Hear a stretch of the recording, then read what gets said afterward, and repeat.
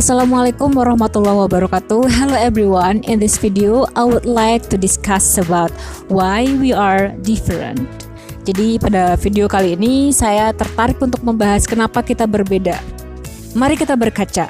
Misal nih, saya sengaja taruh gambar foto Raline Shah di thumbnail saya karena bukan banyak sih, ada beberapa di tingkat saya mungkin keselio mengatakan bahwa saya ada kemiripan gitu loh. Nah, oke, mari kita berkaca.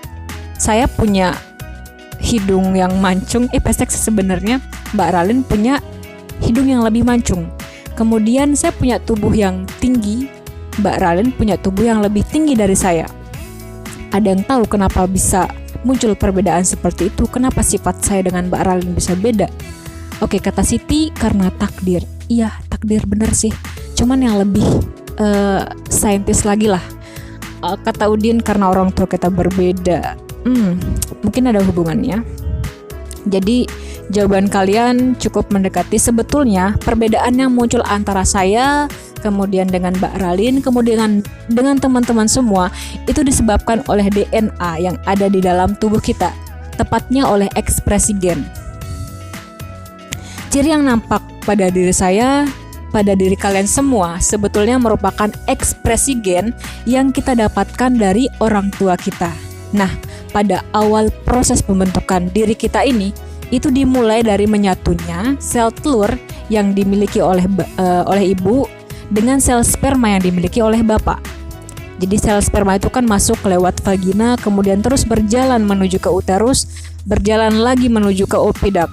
Dan kalian tahu ada sekian juta sperma yang masuk ke dalam organ reproduksi wanita tersebut. Tetapi ada yang mati dalam perjalanan karena lemah. Kemudian hanya ada satu bisa masuk ke dalam sel telur. Oke, kalian lihat di video ini. Nah, kalau sudah ada satu sel sperma masuk ke dalam sel telur, maka sel sperma yang lain itu akan susah masuk. Kenapa? Karena ketika ada sperma yang sudah masuk ke dalam sel telur, maka akan terjadi pemblokiran di semua dinding sel, sehingga sel sperma yang lain akan susah untuk masuk. Kalian bisa bayangkan kalau seandainya nggak ada pemblokiran, maka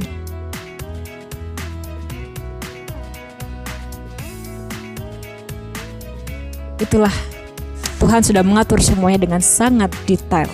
Oke. Kemudian membentuk zigot terus membelah.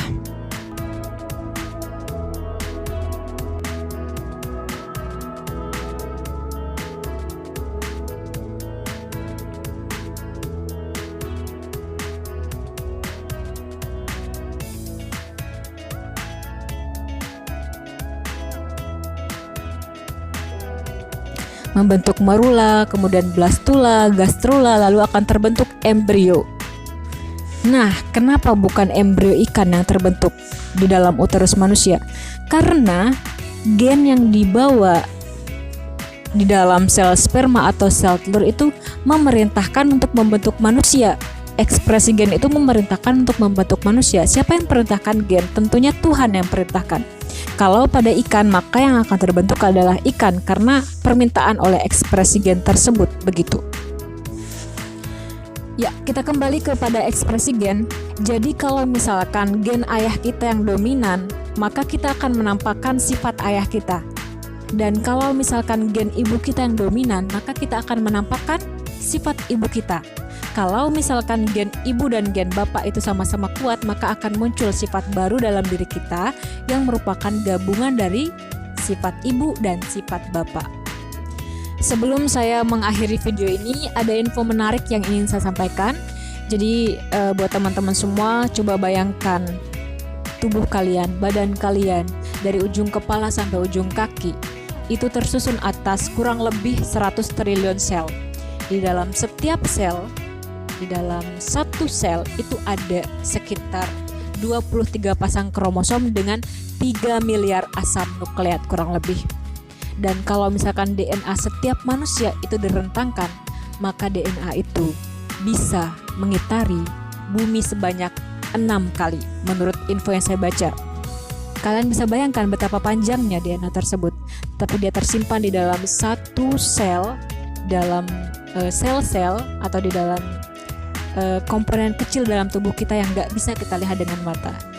itulah maha besar Allah yang sudah menciptakan sedemikian rupa. Dan setiap sel itu bekerja, ada mekanisme seperti sebuah sistem di situ. Bagaimana ribosom bekerja, bagaimana retikulum endoplasma bekerja di situ, bagaimana nukleus bekerja untuk menyokong hidup kita. So, mari kita banyak-banyak berterima kasih kepada para sel yang sudah bekerja dalam tubuh kita.